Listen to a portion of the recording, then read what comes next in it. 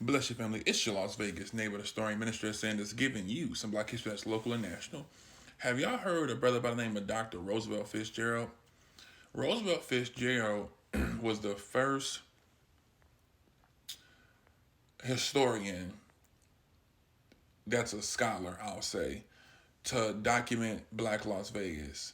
I emphasize a scholar because Mother Lucretia Stevens, they say she had a journal back in the 30s where she would document different things and significant things in Las Vegas. She was like the community historian. And I don't want to take away from what she did and her contribution, but in terms of academics and academia, Dr. Fitzgerald was the first person to formally, officially, scholarly write about and document Black Las Vegas. A lot of historians you guys know today, from Trish Duran, Miss Clay T. White, you know, he was their mentor. He taught and trained them, and so what's so significant about his history and who he was again, he was not from here, but he was an early educator, within Black faculty at UNLV. Matter of fact, I think he was the third Black person to work and get hired at UNLV as a professor.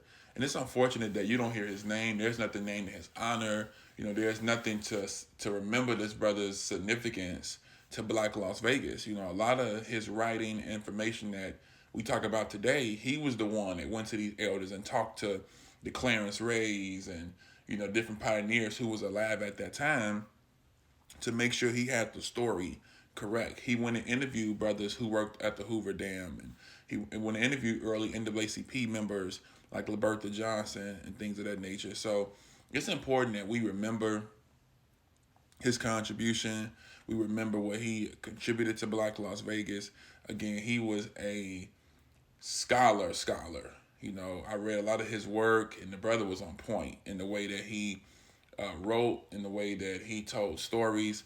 And again, I'm just grateful that we still have his writings. He has things that's published on UNLV Special Collection, papers from the early 80s that he had did. He also was a writer in the Las Vegas Centennial Voice. So every issue, he had a Black history column where he would talk about different Las Vegas Black history facts and things like that. So he was really big on people knowing the history of Black Las Vegas. And for those that always say, you're not from here, he was not from here either. So he was not from here, but he loved Las Vegas, he loved history, and he loved Black Las Vegas history. And he documented that. So he is, like I said, the father of Las Vegas Black history, as a historian, and grateful for his contribution. Thank you, Brother Roosevelt.